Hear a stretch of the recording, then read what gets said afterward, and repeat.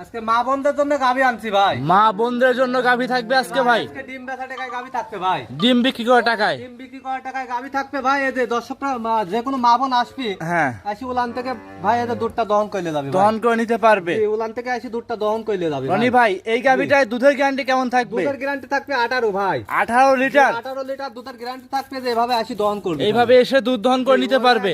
উলান থেকে খালি দুধ দহন করবে। কয় হাজার টাকা লিটার দুধের গাভী দিবেন আজকে? 10,000 টাকা দুধের গ্যারান্টি দিচ্ছে আজ ভাই। 10,000 টাকা লিটারে গাভী দিবেন। 10,000 টাকা লিটারে যতটুক দুধ হবে 10,000 টাকা লিটার থাকবে।